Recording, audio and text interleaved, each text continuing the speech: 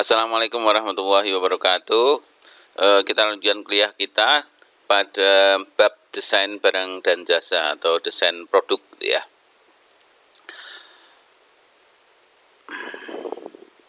Tujuan pembelajaran nanti bisa dibaca sendiri ya apa yang mesti kita pelajari dari materi bab ini. Jadi ini adalah sebuah perusahaan desain produksi kapal ya, speedboat dan sejenisnya gitu ya, namanya Regal Marine. Dia produksinya global.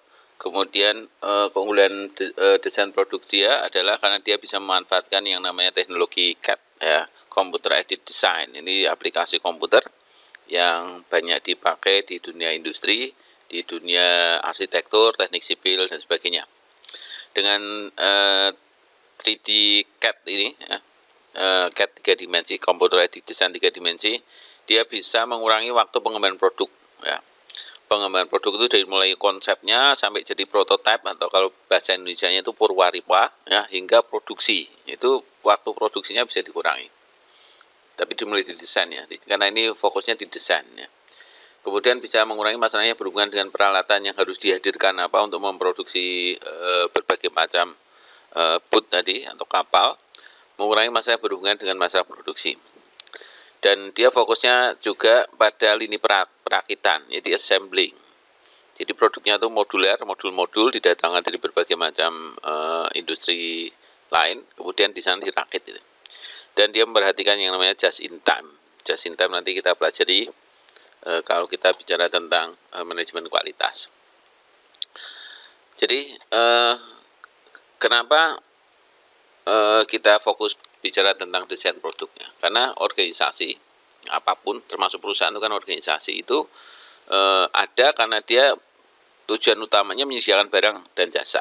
Ya, kalau perusahaan itu oriented profit, dia barang untuk profit oriented untuk dijual, jasa juga jasa yang untuk dijual. Ya, tapi juga organisasi-organisasi tidak berorientasi pada profit, termasuk lembaga pemerintahan, dia juga menyediakan jasa, ya jasa layanan publik misalnya, jasa pembuatan KTP, ya, jasa mengurus surat-surat dan sebagainya. Nah, itu semua tetap produknya berupa jasa. Jasa yang tidak diperjualbelikan, sama saja prinsipnya. Ya, produk-produk yang hebat itu adalah kunci sukses organisasi. Jadi seberapa baik organisasi itu tergantung pada produk yang dihasilkan. Lembaga pemerintah, kelurahan misalnya, kelurahan itu akan jadi organisasi yang hebat ketika produknya produk hebat. Produk kelurahan apa? Ya produk pelayanan kependudukan misalnya ya. Produk tentang layanan tentang warga masyarakat nah, misalnya. Itu kalau dia melayani dengan hebat ya berarti dia organisasinya juga hebat. Dan organisasi-organisasi yang unggul itu umumnya fokus pada produk inti saja. Misalnya Honda itu fokusnya di mesin. Ya, Honda itu tidak hanya sepeda motor, tidak hanya mobil, ada banyak produk yang menggunakan mesin Honda. Kemudian Michelin itu fokusnya di ban. Kemudian Intel fokusnya di mikroprosesor. Misalnya ini contoh. Apa itu desain produk? Yaitu proses menentukan karakteristik dan fitur unik yang ada pada produknya. Fitur yang unik. Apa misalnya warnanya, bentuknya, rasanya, performanya, kemudahan, efisiensi, efektivitas dan lain-lain. Karena produk itu tidak mesti barang ya. Kalau barang kita mungkin fokusnya pada bentuknya ya, desainnya, kualitasnya, kemudian penggunaannya, warnanya, performanya kan itu. Kalau misalnya otomotif, performa mobilnya, performa sepeda motornya. Tapi juga kemudahan penggunaan. Tapi kalau jasa itu kan sulit, tidak ada warnanya, tidak ada rasanya gitu. Rasa mungkin bisa, tapi warna mungkin tidak. Tapi efisiensi ya, kemudahan dalam proses atau prosedur, efektivitasnya misalnya dalam distribusi atau deployment dari jasa tadi dan lain-lain. Ya, desain produk merupakan hal yang fundamental bagi strategi organisasi ya, yang implikasinya meliputi seluruh fungsi operasi dari mulai perencanaan, konsep sampai disampaikan. Produk yang memiliki siklus hidup terbatas dan itu dapat diprediksi, jadi siklus hidupnya tidak panjang ya, misalnya produk-produk teknologi, maka perusahaan itu harus terus-menerus mencari, merancang, mengembangkan produk baru ya, misalnya teknologi HP misalnya. HP itu kan siklus produknya sangat pendek sekali. Maka dia harus berinovasi terus-menerus untuk merancang, mencari dan terus mengembangkan produk. Dan produk baru itu akan memberikan kontribusi pendapatan secara substansial ya. Jadi kalau misalnya Samsung meluncurkan produk baru, itu pendapatan Samsung dari produk terbarunya itu biasanya substansial ya, cukup besar gitu dibandingkan produk-produk yang lama. Karena produk lamanya pasti sudah mulai tidak diproduksi lagi begitu. Setiap ada HP seri baru, yang seri baru itu biasanya menyumbang pendapatan perusahaan yang paling besar. Tapi ingat juga bahwa tidak mesti yang namanya produk baru itu selalu sukses. Ada produk baru diluncurkan di pasaran tapi nggak laku, itu juga banyak itu. Itu mesti menjadi perhatian. Ya, ini ada suatu grafik bahkan itu ya yang menggambarkan tentang relasi antara presentasi penjualan produk baru dengan posisinya di perusahaan dalam industri sejenis. Intinya begini. Kalau perusahaan itu bisa menjual produk barunya dengan proporsi yang sangat tinggi, maka dia biasanya jadi pemimpin industri gitu. HP itu pemimpin industrinya adalah Samsung. Ya. Dia tinggi. Penjualan produk barunya itu sangat tinggi dibandingkan penjualan produk-produk yang seri-seri sebelumnya, misalnya semacam itu. Di tingkat misalnya penjualan mobil misalnya ya, roda 4, mobil keluarga itu Toyota paling tinggi. Produk barunya itu menyumbang paling tinggi dibandingkan produk-produk yang lain itu. Makanya produsen mobil itu terus berinovasi terus. Minimal inovasi dari desain bentuk rancangan, meskipun mesinnya sama, performanya sama, tapi selalu ada seri-seri baru terus ya. Karena dia kalau ingin menjadi pemimpin industri ya harus produk barunya itu adalah produk yang terserap dengan baik di pasar. Nah, keputusan produk itu apa? Keputusan untuk memilih, mendefinisikan, dan mendesain produknya. Jadi ketika kita mau mengembangkan suatu produk baru, ya itu adalah keputusan. Ya, keputusan untuk memilihnya, kemudian mendefinisikan seperti apa sih produk yang akan kita hasilkan dan desainnya seperti apa. Jadi tujuan keputusan produk adalah mengembangkan, mengimplementasikan strategi produk yang memenuhi permintaan pasar.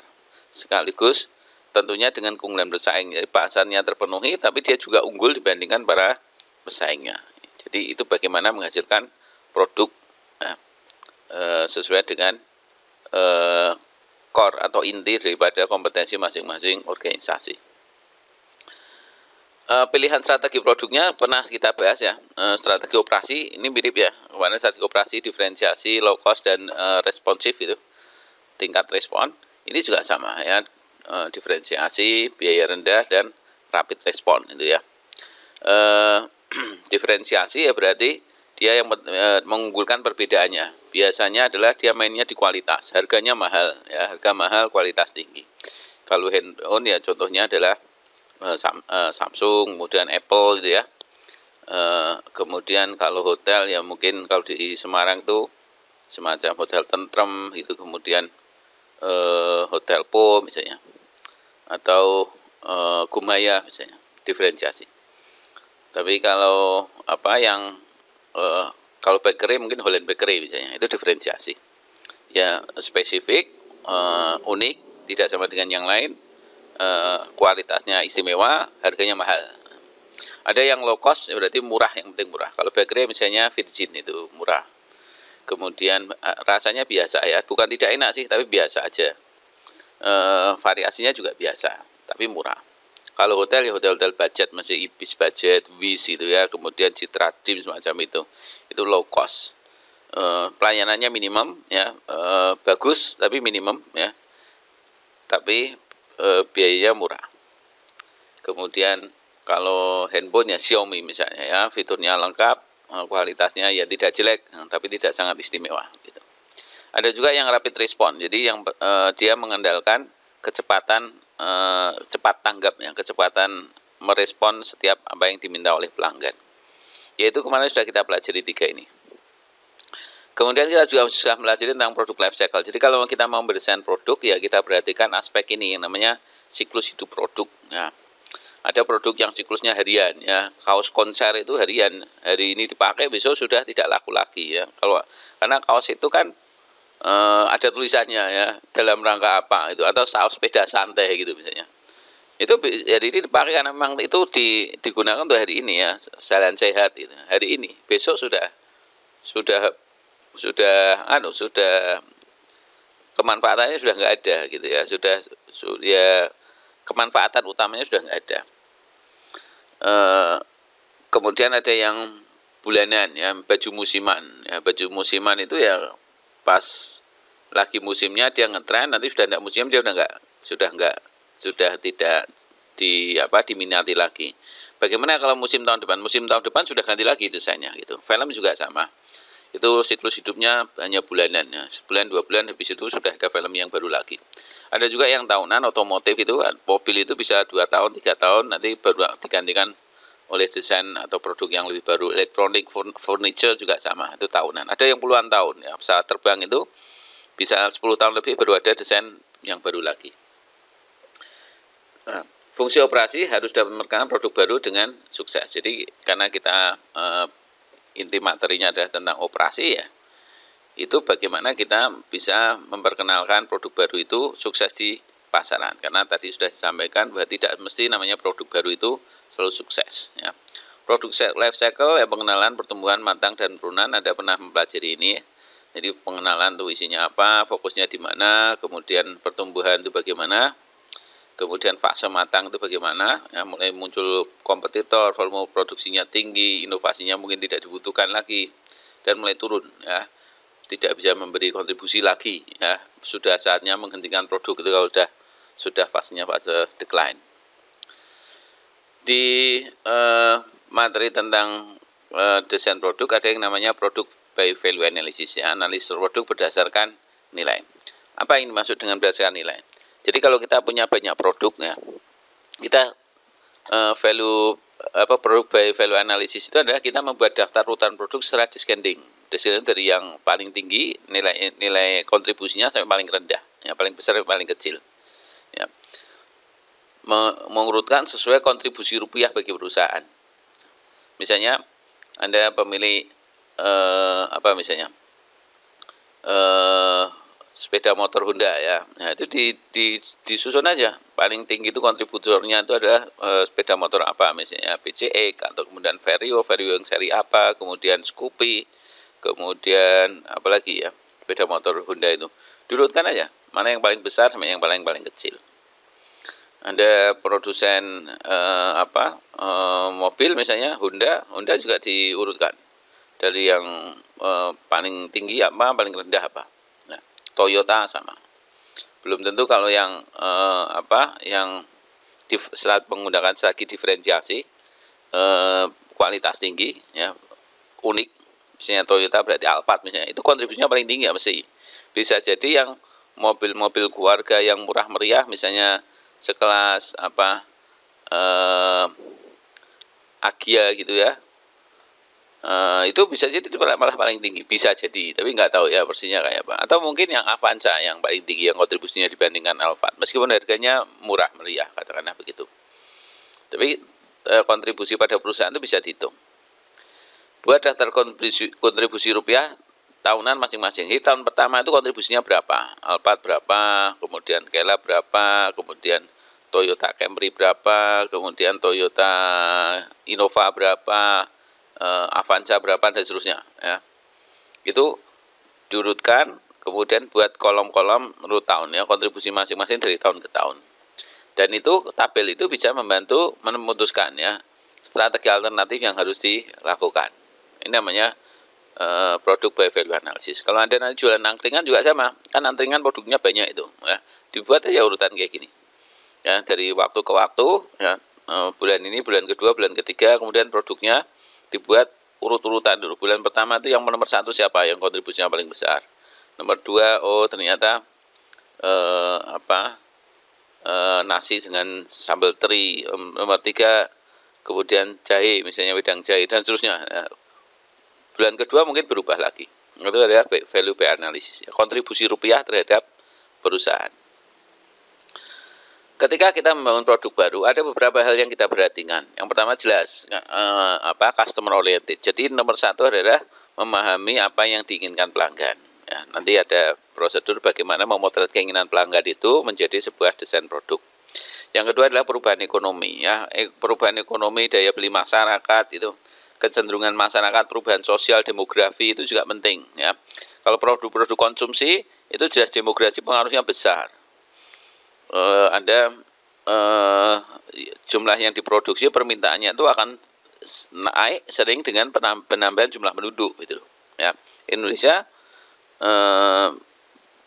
pertambahannya masih positif, artinya dari tahun ke tahun jumlah penduduknya makin banyak. Kalau makin banyak berarti kebutuhannya juga makin banyak itu kebutuhan barang-barang konsumsi. Kelas sosial bagaimana? Oh, sekarang lebih cenderungnya adalah tentang belanja online ya, kecenderungan orang segala usia belanja online. Ya berarti bagaimana produk-produk itu diarahkan untuk mudah didistribusikan untuk dijual belikan secara online misalnya semacam itu. Bagaimana pengemasannya, bagaimana mempromosikannya dan sebagainya. Ya perubahan ekonomi ya terkait dengan daya beli, kemudian kelas-kelas sosial dan sebagainya, itu pengaruhnya di sini. Kemudian ada perubahan teknologi ya, teknologi ya, termasuk teknologi online itu ya, teknologi online. Itu juga pengaruhnya besar terhadap produk yang mesti kita bicarakan. Perubahan politik juga sama ya. Arah politik nasional secara garis besar itu juga punya pengaruh, hukum, politik. Kemudian perubahan lain yang melalui praktek pasar, standar profesional, supplier, distributor itu juga pengaruh, meskipun pengaruhnya tidak sebesar yang lain, tapi itu biasanya melalui dia ya. Ada perubahan standar profesional bahwa kalau produk yang semacam ini helm misalnya, produksi helm itu harus begini-begini ya, berarti ada perubahan produk desain ya, desain dari sisi komposisi bahan misalnya. Standar profesional tentang sepeda motor, tentang HP, tentang apapun, produk apapun, pasti ada standar profesionalnya begitu ya. Praktek-praktek pasar juga sama. Ya itu yang mempengaruhi. Sekarang masyarakat cenderungannya misalnya apa? Hijab ya. Hampir semua wanita Indonesia itu pakai hijab. Ya. Prosentasenya dari waktu-waktu makin tinggi. Ya berarti orientasi ke sana juga perlu diperhatikan itu ya. Tidak hanya produk yang berkaitan dengan hijab, tapi produk-produk apapun, misalnya yang berhubungan dengan kecantikan, kemudian fashion sudah jelas ya.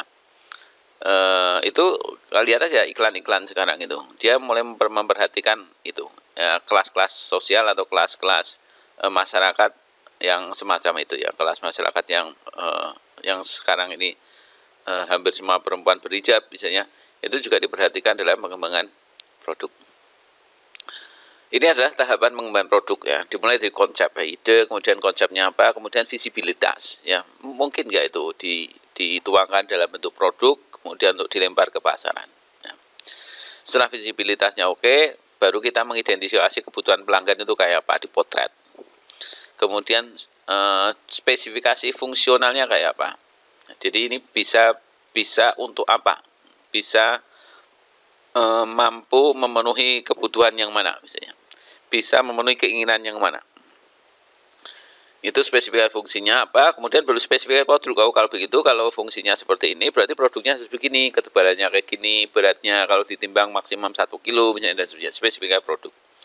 Kalau produknya sudah ditentukan, baru desainnya. Ya, desain itu adalah merancang bagaimana membuat produk sesuai dengan spesifikasi itu. Ya, ketebalannya, bahannya, itu kan, kemudian nanti kacanya pakai jenis kaca yang apa dan sebagainya, ya, desain. Kemudian kalau sudah baru diuji pasar. Ya, ini sudah jadi prototipe, diuji pasar kira-kira responnya seperti apa. Kalau oke, baru pengenalan berarti sudah mulai dijual ya. Masih promo misalnya ya, soft opening misalnya, ini pengenalan. Kalau sudah baru beneran dilempar ke pasar, dan itu ada proses evaluasi. Ini tahapan-tahapannya. Jadi mulai tahap kebutuhan pelanggan sampai evaluasi itu lingkupnya si tim pengembangan produknya. Tapi kalau pengembangan desain dan rekayasa itu dimulai dari spesifikasi fungsional sampai uji pasar. Jadi ini lingkup bagi tim desain dan engineering ya, desain and engineering di sini. Fungsional, spesifikasi produknya apa ini. Dan ini yang kuning ini biasanya itu kita pakai metode yang namanya QFD ya, Quality Function Deployment. Nanti akan kita bicarakan. Quality Function Deployment itu kalau diterjemahkan adalah penyebaran fungsi kualitas atau QFD. Apa itu QFD? Yaitu proses menetapkan apa yang diinginkan oleh konsumen. Ingat, namanya kualitas adalah memenuhi harapan konsumen. Sehingga yang pertama kali kita potret adalah apa yang diinginkan konsumen dulu. Selama yang kita menghasilkan produk kok tidak sesuai dengan yang diinginkan konsumen, tidak sesuai dengan harapan konsumen, maka sebagus apapun produk itu, maka dikatakan sebagai produk yang tidak berkualitas kalau kita menggunakan perspektif konsumen itu, karena tidak sesuai dengan keinginan.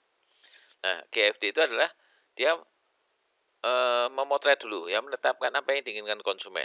Nah, setelah ditetapkan, kemudian diterjemahkan itu apa yang diinginkan konsumen itu menjadi atribut bagaimana agar tiap area fungsional dapat memahami dan memenuhi kebutuhan konsumen itu tadi gitu.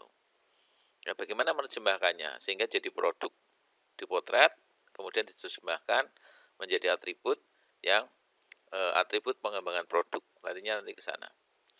Nah, untuk membuat ini, untuk KFD ini, penyebaran fungsi kualitas ini, kita memerlukan tool yang namanya rumah kualitas. Ya. Tool implementasi QFD ini adalah House of Quality, yaitu sebuah teknik grafis untuk menjelaskan hubungan antara keinginan konsumen dan produk atau barang, baik barang maupun jasa. Ada 8 tahap untuk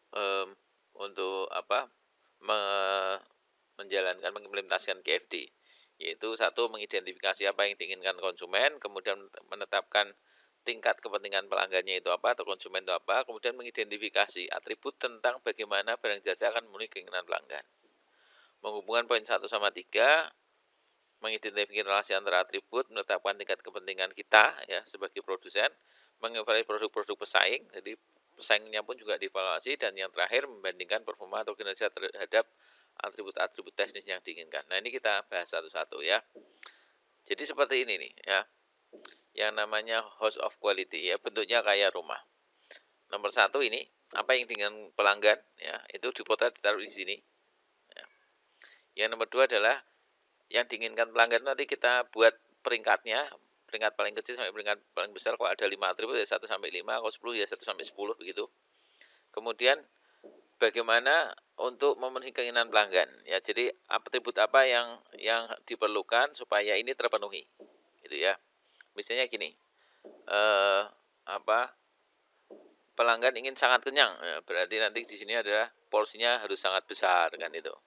Misalnya lagi adalah pelanggan ingin ketenangan ya, berarti produknya adalah suasana yang dibuat senyaman mungkin kan itu. Jadi ini apa yang diinginkan dan ini terjemahan atributnya apa, gitu ya. Pelanggan ingin yang bisa kalau habis makan menjadi berkeringat, ya berarti di sini misalnya dibuat makanannya sepedas mungkin, misalnya seperti itu. Nah, kalau sudah ini dibuat matrik relasi antara ini apa yang diinginkan dan atribut tadi. Atributnya nanti ada. Selain matrik ini ya, relasi antara ini dengan ini, juga matrik relasi antara atribut tadi, atribut satu dengan lain-lainnya itu adalah punya relasi biasanya ya. Misalnya ruang luas sama nyaman, nah itu kan ada kaitannya itu ya. Sama konsumsi bahan bakar, kalau semakin besar konsumsi energi listrik, semakin luas ruangnya berarti energi listriknya juga makin besar. Nah, itu atribut-atribut biasanya sering berrelasi satu dengan yang lain. Nomor 1, kemudian nomor 2, nomor 3, nomor 4, kemudian nomor 5-nya adalah kita membuat peringkat ini ya. Peringkat daripada ini ya, matrik relasi ini dengan bobotnya ya. Bobotnya nanti apa, seberapa erat tadi ya. Kemudian langkah berikutnya bagaimana dengan pesaing ya. Kemudian baru kemudian nilai-nilai target ini kita evaluasi secara teknis. Itu yang terakhir. Ini yang namanya house of quality. Oke, sekarang kita mengerjakan sebuah contoh cara membuat house of quality. Ini ada kasus yaitu untuk mendesain sebuah kamera baru. Ya, desain kamera baru. Langkah pertamanya adalah membangun sebuah rumah kualitas. Jadi produk ya, memproduksi suatu produk entah itu barang atau jasa itu mesti diawali daripada desain. Nah, karena desain itu diminta sejak pertama kali itu benar, maka memperhatikan kualitasnya adalah pertama kali kita membangun yang namanya house of quality. Oke, kita ikuti langkah-langkahnya. Langkah 1, 2 yaitu apa? Yang sebelah sini yaitu tentang apa yang diinginkan pelanggan beserta bobotnya. Nomor 1 yang diinginkan pelanggan, nomor 2 adalah bobotnya, gitu ya. Nah, misalnya ini dapat dari mana ini? yang namanya keinginan pelanggan ini? Ya dari survei gitu ya. Dari survei. Kita nyebar kuesioner, ada tim riset namanya tim riset pemasaran, apa yang diinginkan mereka untuk sebuah kamera baru. Ternyata dari sekian macam atribut yang ditanyakan ke konsumen itu setelah dirangkum, intinya mereka ingin kamera itu kalau bisa ya yang ringan gitu ya, dia inginnya yang ringan. Yang kedua adalah mudah digunakan, jadi tidak kebanyakan tombol, tidak banyak pengaturan, sesimpel mungkin ya, mudah juga kan. Yang ketiga adalah handal atau reliable, bandel yang nggak mudah rusak itu, kalau jatuh ya nggak apa-apa itu, reliable. Kemudian mudah digenggam, jadi dipegang itu enak gitu kan, sesuai untuk tangannya orang yang megang itu. Jadi bentuknya itu bentuk yang enak sekali, memudahkan orang yang menggenggamnya gitu. Ya, tidak licin, kemudian juga tidak tebal, orang Jawa bilang gedabel itu bagaimana. Pokoknya enak lah untuk dipegang itu kamera, karena untuk digunakan oleh tangan. Yang berikutnya adalah resolusi tinggi. Ya, resolusi tinggi itu ya hasil kualitasnya bagus. Nah, kemudian dilakukan survei juga tentang pemeringkatan. Jadi dari tentu ada orang yang ingin resolusinya tinggi, ada orang yang ingin yang penting ringan, ada orang yang ingin yang penting handal, reliable. Dan itu dari survei bisa dibuat peringkatnya ya, disusun mana ranking mana yang paling diharapkan oleh konsumen itu. Ternyata konsumen itu paling ingin kalau kamera itu adalah reliable, peringkat tertinggi, dikasih kali 5 itu. Berikutnya adalah mudah digunakan ya. Yang berikutnya adalah ringan, yang berikutnya mudah dipegang, baru kalau bisa resolusinya tinggi ya. Jadi 5 itu nilai tertinggi yang diharapkan oleh konsumen. Jadi bobot ini bisa diperoleh dari hasil survei. Ini langkah 1, langkah 2 dari 8 langkah. Langkah berikutnya adalah ini ya, ini ya, bagaimana atribut-atribut yang sesuai itu bisa memenuhi apa yang diinginkan konsumen ya. Atribut produknya itu apa yang bisa sesuai dengan yang diharapkan konsumen. Misalnya kebutuhan daya listriknya rendah ya, menggunakan yang listriknya rendah.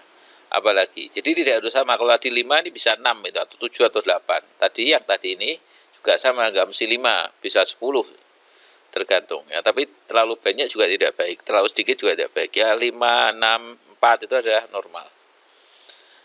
Oke, berikutnya tadi kebutuhan daya listrik rendah, kemudian komponennya aluminium, karena kalau komponen aluminium itu jadi ringan, autofokus dan auto exposure pencahayaannya otomatis. Ini berarti dua-duanya memudahkan menggunakannya ya. Jadi tadi saya sampaikan, misalnya kalau ingin pelanggan tuh yang ingin nomor 1 yang penting apa, kenyang ya, berarti nanti ditanggapi dengan porsinya besar. Kalau ingin mudah digunakan ya berarti autofokus kan begitu. Kemudian pelanggan ingin apa lagi tadi? Hasil jepretannya itu bagus itu. Berarti buat desain kamera yang pikselnya besar. Kemudian tadi apa lagi? Mudah digenggam ya, mudah dipegang dengan tangan. Maka desainnya itu harus ergonomik. Ergonomik Anda tahu, ergonomik itu desain produk yang disesuaikan dengan fisik manusianya yang menggunakan. Itu namanya ergonomik, gitu kan? Kalau orang tuh sering duduk lama, berarti desain yang paling bagus kursi itu kayak apa? Lebarnya, ketebalan busanya, sandarannya, tinggi sandarannya, ketinggian kursi dari lantai lah, itu namanya desain ergonomik. Dihitung sampai bisa memenuhi kenyamanan dan keamanan orang yang duduk di situ, desain ergonomik. Nah, ini termasuk tadi kasusnya adalah karena diinginkan kamera mudah digenggam, berarti desainnya itu harus ergonomik gitu. Jadi kalau tadi ada ingin pelanggan, ini adalah atribut-atribut produknya seperti ini gitu yang ditawarkan. Oke. Kemudian langkah berikutnya, langkah keempat. Ya, langkah ketiga ini, kemudian langkah 4. Nah, langkah 4 ini membuat relasi matrik. Relasi matrik antara 1 sama 3, antara yang diinginkan oleh konsumen dan atribut produknya. Nah, relasinya kayak gini nih. Relasi kalau titik itu artinya relasinya rendah. Kalau lingkaran aja itu relasi sedang, bobotnya 3. Kalau lingkaran sama titik berarti bobotnya tinggi. Misalnya ini. relasi antara resolusi tinggi dengan kolom kedua dari belakang. Kolom kedua dari belakang itu apa? Jumlah piksel besar. Ya, kalau memang resolusinya tinggi ya pikselnya harus besar. Ini berarti relasinya kuat banget. Gitu. Mudah digenggam adalah desainnya harus ergonomik gitu. Mudah digunakan ergonomik ya, tapi tidak seerat hubungannya dengan mudah digenggam. Ringan itu kalau desainnya ergonomik memang mengarahnya bisa ringan itu. Ya, karena kalau berat jadi tidak ergonomik, jadi orang menggunakannya jadi cepat capek gitu ya, tidak nyaman itu, tidak aman bahkan. Tapi relasinya terhadap desain ergonomik itu ada relasi lebih kecil ya, bobotnya 1 begitu. Demikian juga yang kolom 1 itu adalah tentang kebutuhan daya listriknya rendah. Kebutuhan daya listrik rendah itu kalau dia ringan ya, kameranya ringan ya ada kaitannya dengan listrik rendah, tetapi relasinya kecil, mudah digunakan juga, reliable juga ada kaitannya sedang gitu. Dan ini Anda bisa memperkirakan sendiri ya untuk membuat ini ya, relasi antara ini dengan ini, kaitannya itu. Tidak semuanya harus diisi gitu ya. Kalau nggak ada kaitannya di kosongnya aja. Misalnya resolusi tinggi dengan konsumsi rendah. Karena kalau konsumsinya makin rendah, itu resolusinya makin rendah juga gitu. Nggak ada di kosongnya aja gitu. Kemudian yang relasi positif berarti ya. Kemudian apalagi mudah digenggam nggak ada hubungannya dengan konsumsi listrik. Gitu. Yang kedua tentang apa? Komponen aluminium. Ya. Komponen aluminium nggak ada hubungannya dengan konsumsi listrik, nggak ada hubungannya dengan reliable. Mungkin ada tapi kecil. Ya, ini ada boleh istilah kosong, boleh kasih titik itu juga boleh. Yaitu sebetulnya kalau membuat begini dirumuskan ada timnya, tapi bisa juga dipasarkan ke satu orang yang memang punya pengalaman. Tapi nanti Anda harus nyoba tentang membuat ini, meskipun ya nggak benar-benar amat ya, tapi mencoba itu penting ya untuk bisa membuat house of quality. Itu langkah keempat ya, kasih bobot. Langkah kelima adalah membuat relasi antar atribut. Jadi ada atribut, kemudian dia ada relasinya ya. Misalnya ini adalah relasi antara apa? Antara ini konsumsi listrik rendah dengan autofocus. Relasinya ada. Apalagi konsumsi listrik rendah dengan auto exposure. Konsumsi daya listrik rendah dengan jumlah piksel besar.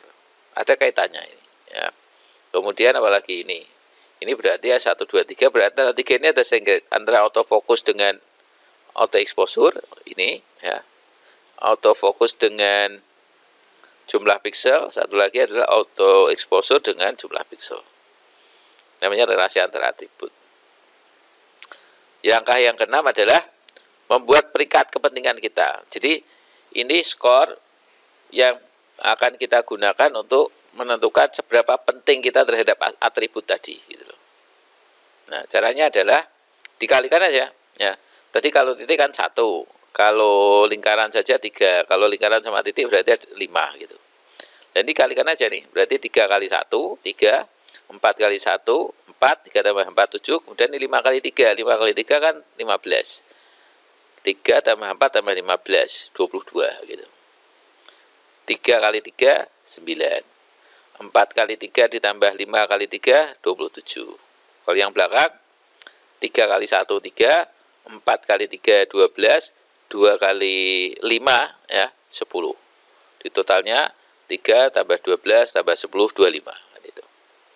Jadi dari sini, kita tahu mana yang peringkatnya paling tinggi, yaitu nomor 32. Ya, nilainya 32. 32 itu apa? Jumlah piksel besar, itu yang harus kita penuhi, berarti kan begitu. Ya, itu kepentingan kita di situ. Pikselnya dibesarkan. Oke, kemudian langkah ketujuh adalah ini. Kita mengevaluasi para pesaing. Ya, seberapa baik produk pesaing memenuhi keinginan pelanggan. Ya, good itu bagus, B itu adalah jelek, itu F itu file, gagal, ya, gagal. Tidak bisa memenuhi itu file. Misalnya ini, ringan, ya, perusahaan A ringan, ya, kameranya perusahaan A itu bisa menghasilkan kamera yang sangat ringan, tapi perusahaan B ya tidak begitu ringan, biasa aja. Handal, meskipun ringan tapi sama sekali nggak handal, file, ya, gagal. Tapi kalau yang B itu sangat reliable, jadi banting nggak apa-apa, ini nggak apa-apa. Tapi ya nggak begitu ringan, tidak begitu mudah digunakan, tidak dipegang juga biasa aja, resolusinya juga biasa aja. Ini kondisi pesaing. Ya, ini juga berdasarkan survei. Kemudian yang terakhir baru membuat target-target ini. Ya, nilai target atribus misalnya konsumsi listriknya 0,5 ampere itu kan. Kemudian komponen aluminiumnya 75%. Kemudian autofokus dari 2 in sampai tahingga. Kemudian auto exposure ya, pencahayaannya adalah 2 sirkuit. Kemudian resolusi ya, pixel besar itu sampai kegagalan 1/10.000 gitu. Ya, titik yang buruk itu. Kemudian panel rankingnya yang terakhir adalah tentang desain ergonomik. Jadi menggunakan panel ranking itu hasilnya adalah bagus, buruk, yang ini bagus punya kita ya. Ini good ya, good.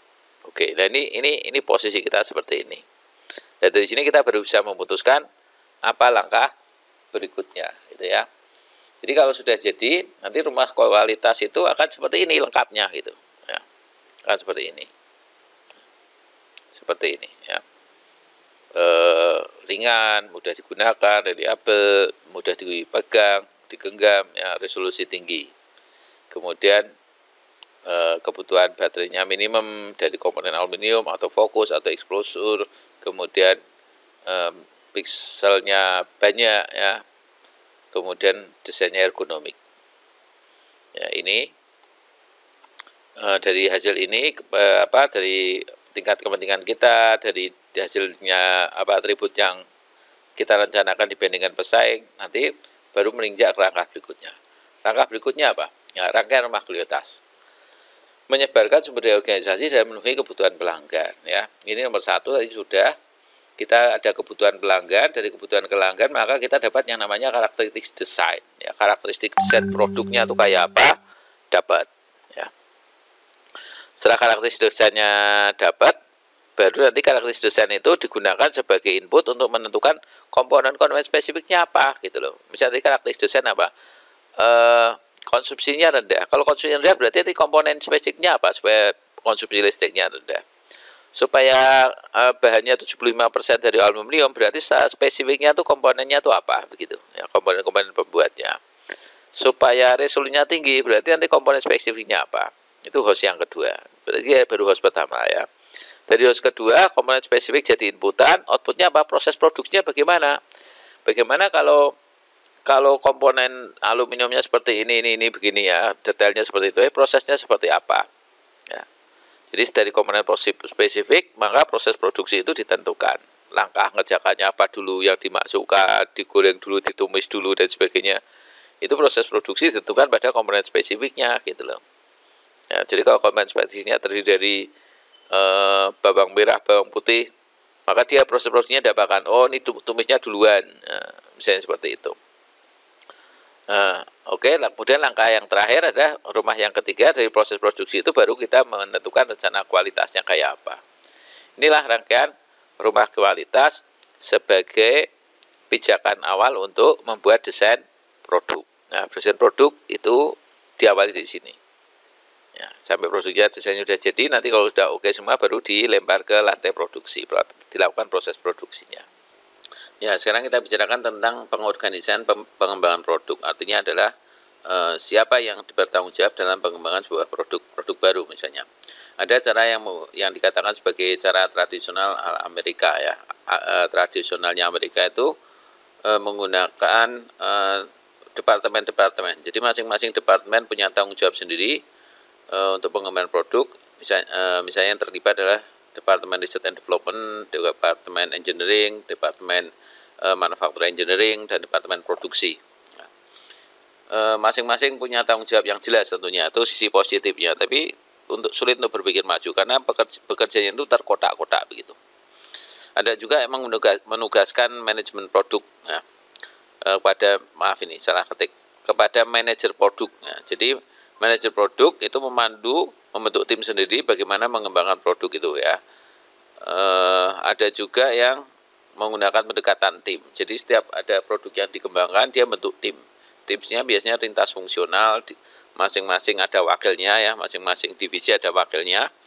Itu tim yang bekerja gitu ya. Tim pengembangan produk, tim desain untuk desain manufaktur, tim rekayasa nilai. Jadi ada tim yang bekerja di situ. Atau ala Jepang. Jepang itu tidak ada tim-timan ya. Pokoknya yang bekerja itu adalah seluruh organisasi yang terlibat, tidak mengenal divisi-divisi organisasi atau tim khusus, tapi cara kerjanya itu kolegial, jadi seperti pertemanan begitu ya. Agak tidak resmi tapi ya itu budayanya semacam itu ya, budaya yang dikembangkan di perusahaan-perusahaan Jepang dari situ, melibatkan keseluruhan organisasi.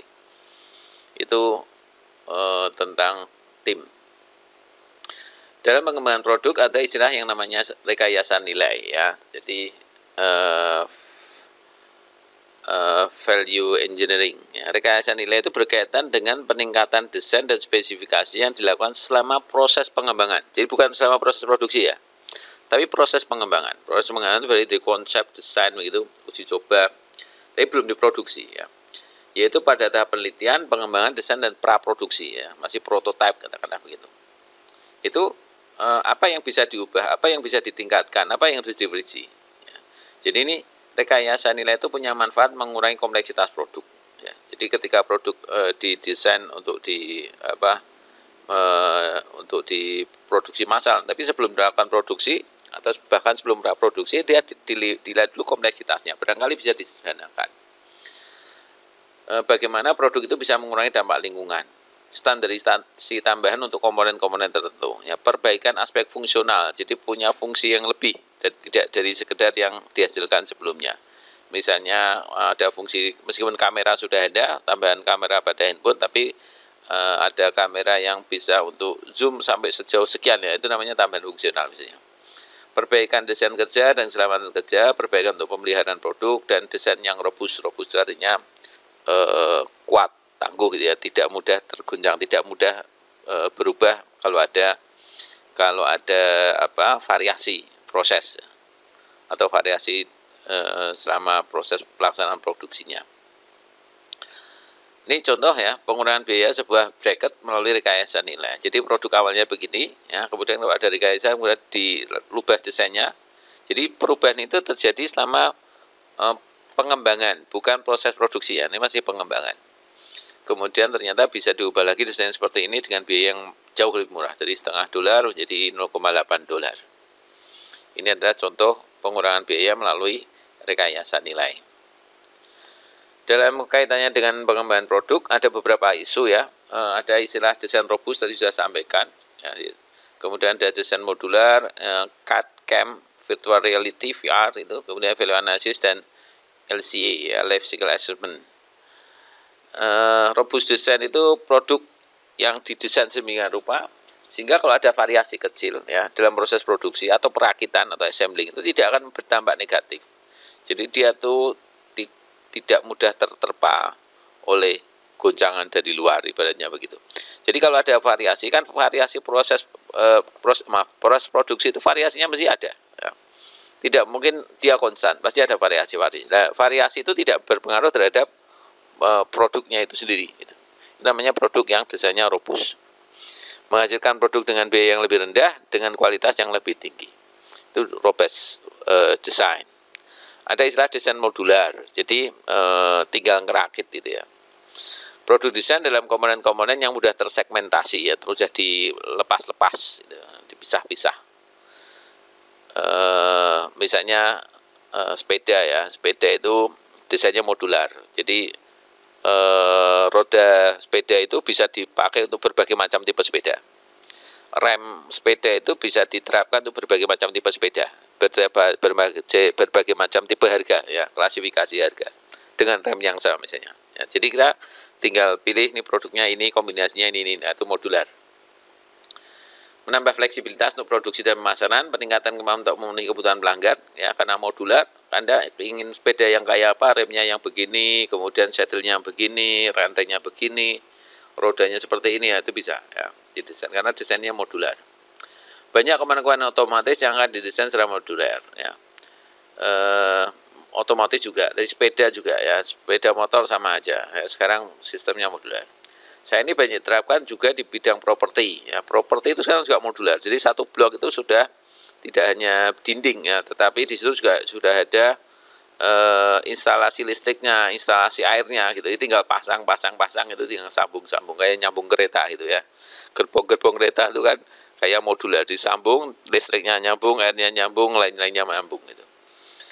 Ya, termasuk aplikasi game itu juga desainnya modular ya. Ini ada contoh begitu. Bagaimana The concept of modular structures isn't new. It's used in real-world construction, urban planning, and our everyday life.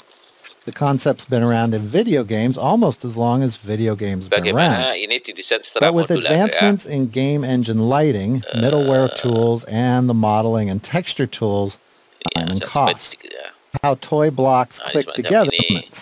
There are a lot of different software, and Game Engine 1 course are targeted at processes covered in this little research on the grid, scale, unit, and settings that will best work for the specific software and game engine you have access to. Also, keep in mind that other 3D software, such as Maya or Blender, can be used to build the same assets that we're building in this course, but they may have different scale and numeric systems. Modular ya. Oke, lanjut ya.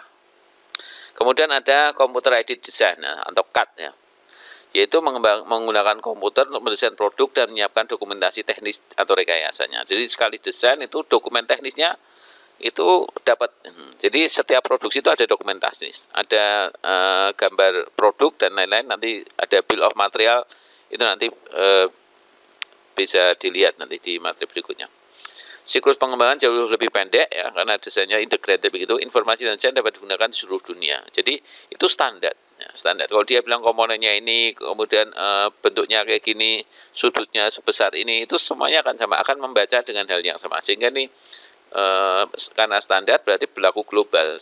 Yang buat dari Jerman, orang Jepang masih bisa baca gitu. Paham maksudnya ya.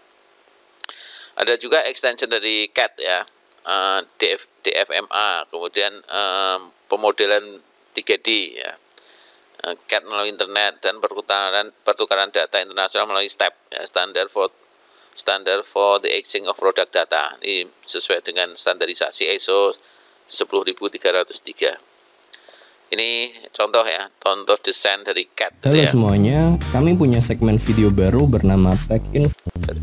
Topik pertama kita kali ini adalah tentang CAD atau Computer Aided Design. Sesuai namanya, CAD ini adalah penggunaan komputer untuk membantu proses desain. Kalau kita tarik sejarahnya, cikal bakal CAD ini mulai ada sejak tahun 1960. Ivan Sutherland dari MIT. Dulu sebelum ada CAD, proses desain atau menggambar itu dilakukan secara manual, menggunakan meja gambar, penggaris, pensil, dan beberapa perangkat lain. Penggunaan software CAD dalam proses desain memiliki banyak manfaat. Yang pertama, visualisasi.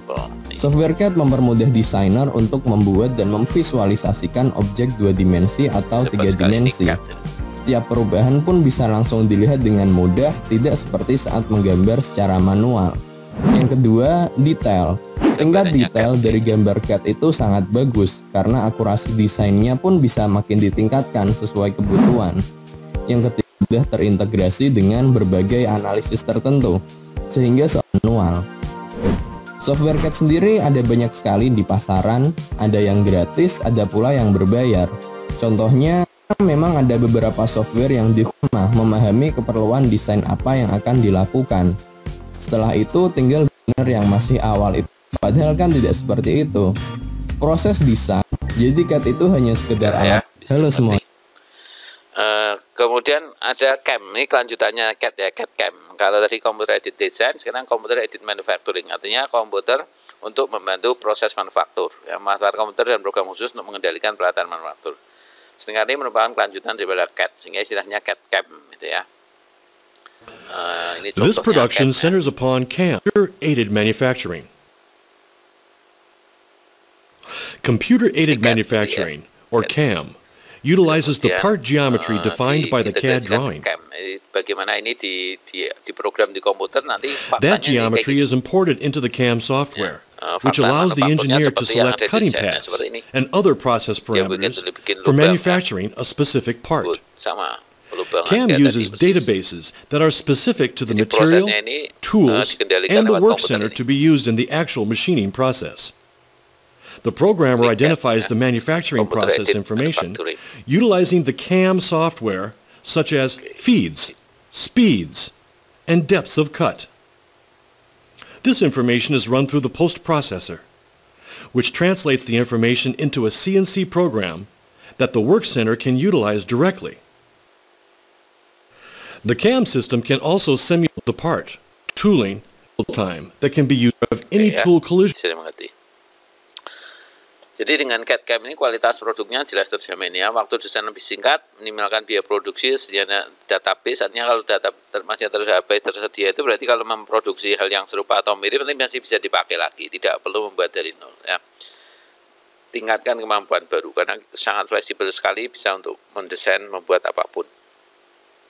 Ada juga yang namanya teknologi virtual reality ya. Teknologi virtual reality. Teknologi komputer digunakan untuk mengembangkan model produk 3D interaktif. Memungkinkan seorang untuk melihat desain akhir yang nampaknya nyata ya, padahal sebetulnya dia hanya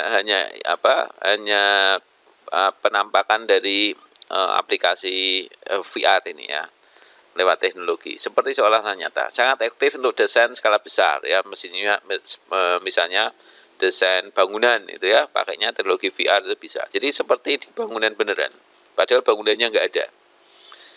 Selain di desain produk ya, produk-produk manufaktur tadi ya, VR banyak diterapkan di dunia game ya, pembuatan game pakai VR. Kemudian properti, kesehatan, astronomi, militer dan lain-lain ya. Ini ada contoh sedikit tentang VR tadi ya. Meet Eric, an industrial designer. His current project is to design sketches out a variety of concepts. Modeling, adding materials, coloration of the product to create still images and renderings. To present his model in a compelling, visualizes 3D printing and foam modeling to create a only go sourcing. All he has to do is VJ rendering software, drag and drop colors and materials, and live update any changes with zero rendering time. Now Eric can get a sense of the dimensions and proportions and better understand the physical size of the product in relation to the human body.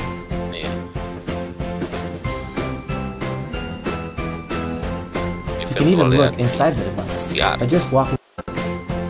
It also gives him the opportunity to showcase progress to clients before going to production or paying huge amounts for a full-scale model.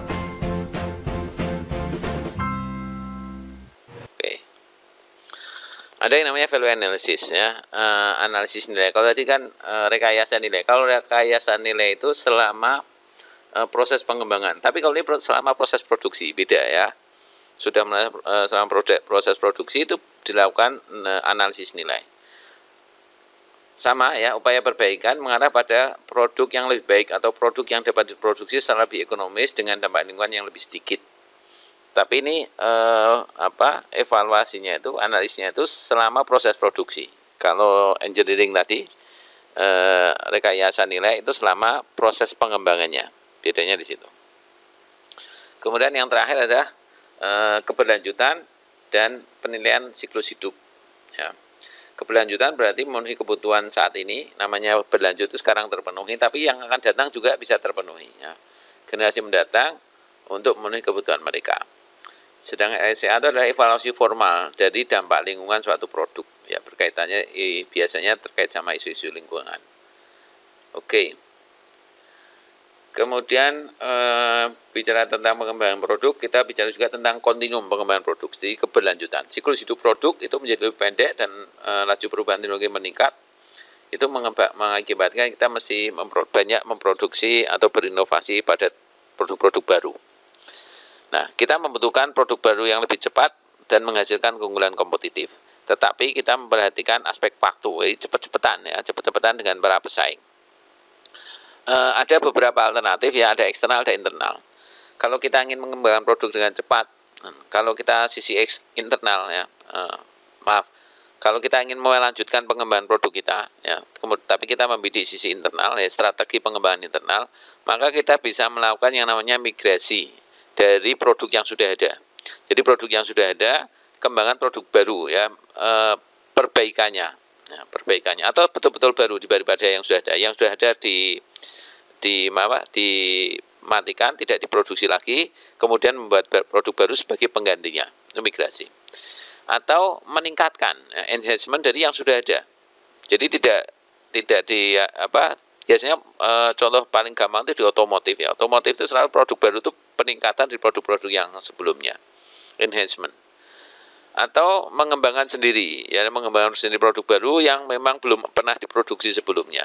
Itu internal development strategi. Tapi kalau eksternal, ada yang istilahnya membeli teknologi atau kepakaran dari pihak lain ya, dari pengembang lain. Jadi kita beli. Atau joint venture itu patungan atau konsorsium semacam itu. Atau aliansi itu kerjasama. Jadi kadang-kadang bedanya itu sulit antara patungan sama aliansi. Ada yang mengatakan bahwa patungan itu bagian daripada aliansi. Ada yang mengatakan yaitu berbeda lah.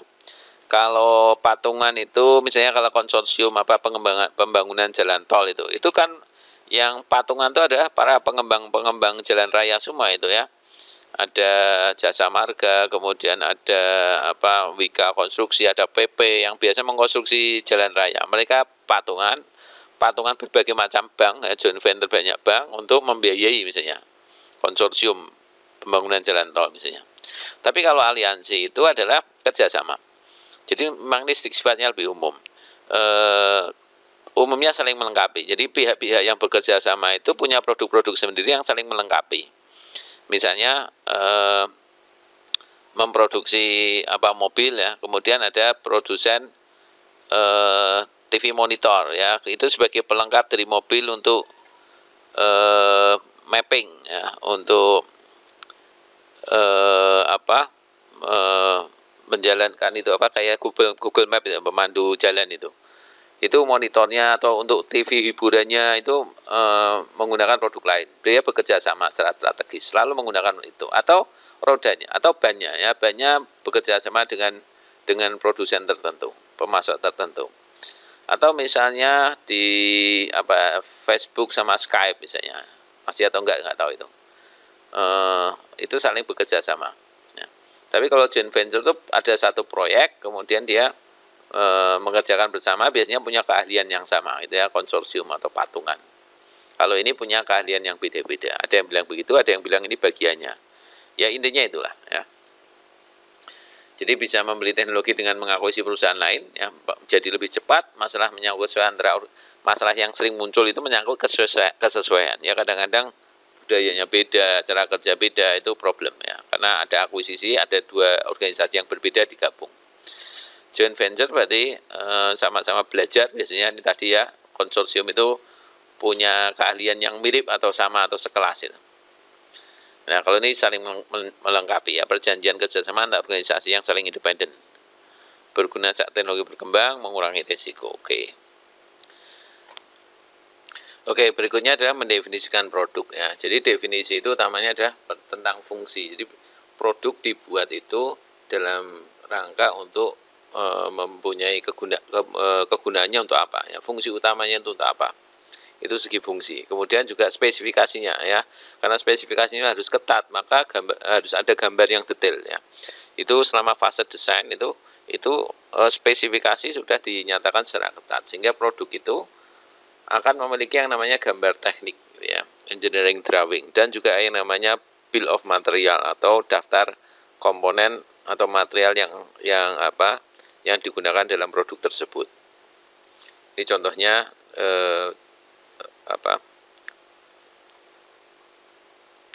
cheese atau keju ya, keju, grade-nya, kemudian rasanya, baunya juga, kemudian tekstur atau bentuk perwujudannya, warnanya seperti apa, kemudian finishingnya dengan apa, sehingga tampilannya seperti apa. Ini finishingnya adalah dibalut dan dicelup parafin misalnya. Ya. Ini deskripsi yang cukup detail dan jelas.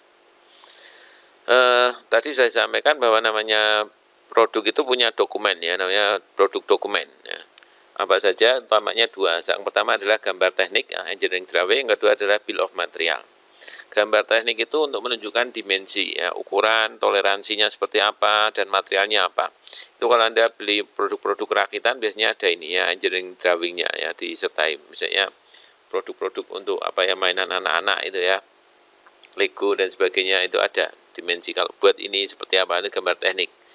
Sekaligus menunjukkan kode untuk teknologi grup, maksudnya dia masuk kelompok part yang mana masing-masing itu. Kemudian ada yang namanya bill of material, ini daftar materialnya ya, berisi daftar komponen, jumlah dan tempat di mana komponen itu digunakan, menunjukkan struktur daripada produk itu sendiri. Ini contohnya gambar teknik ya. Jadi tidak sekedar gambar, tapi gambarnya cukup detail, ukurannya, dimensi dari samping, dari depan, ketebalan dan lain-lain. Ya, batas toleransinya, fraksionalnya, toleransinya sekian, kalau desimalnya sekian, itu ada. Ini namanya gambar teknik. Kalau ini contohnya bill of material, ya, kode produknya, deskripsinya atau nama produknya, kuantitasnya, ya, unitnya ada berapa.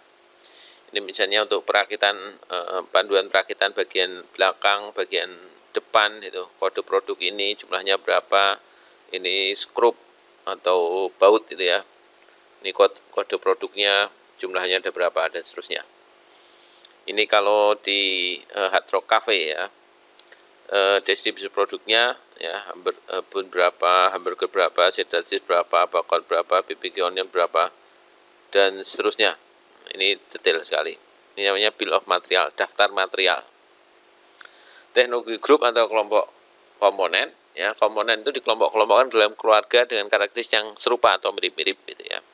Yang karakteristiknya sama, bentuknya sama atau proses produknya mirip, itu dikelompokkan jadi satu keluarga. Kemudian dibuat pengkodean. Sistem pengkodean menggambarkan karakteristik pemrosesan dan karakteristik fisiknya. Jadi prosesnya yang dilakukan apa, fisiknya seperti apa. Biasanya kalau prosesnya mirip, fisiknya juga ikut mirip.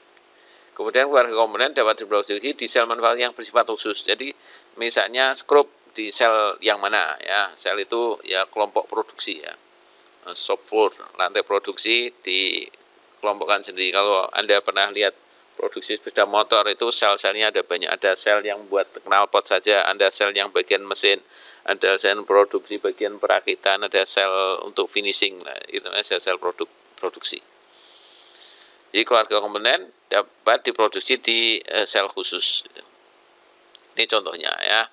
Ini yang beralur, ini yang berlubang, berulir, ini yang dibond, yang dengan proses tertentu mesin, ini yang tidak bisa diklasifikasikan misalnya. Nah, ini adalah keluarganya adalah kelompok komponen silindris, yang sifatnya silindris ya, keluarga komponennya ini. Oke. Jadi keuntungan dari grup teknologi itu adalah desain, ya, perbaikan desain, mengurangi bahan baku dan pembelian, jadi bisa terkendalikan dengan baik, perencanaan dan kontrol produksi yang disederhanakan, perbaikan tata letak, pembuatan rute dan loading mesin, artinya naik ke mesin untuk diproduksi, mengurangi waktu penyiapan perkakas atau setup ya, setup time itu maksudnya proses kerja dan waktu produksi. Ini dokumen produksi ya, tadi ada assembly drawing. Assembly drawing itu berarti gambar perakitan, ada bagian perakitan, ada lembar rute urut-urutannya, ada work order pekerjaan, dan catatan perubahan rekayasa, perubahan teknik, engineering change notice atau ECN. Gambar perakitan seperti ini ya, menunjukkan tampilan produk yang dipisah-pisah ya, diudari itu apa ya, dipisah, kalau orang Jawa bilang diudari ya, seperti ini ya. Kemudian detail lokasi untuk menunjukkan supaya tahu cara merakitnya ya, ini bagian ini nanti disambungnya sama ini komponennya begini, namanya assembly drawing. Kemudian ada juga assembly chart atau bagan assembly. Ini nanti sebelum jadi produk, ini komponen awalnya ini ya, kodenya ini, bentuknya apa, digabungi jadi ini bracket assembly, ini 3 ini jadi ini terus jadi apa, nah, dan seterusnya. Poka-Yoka inspection itu, Poka-Yoka itu kayak ini.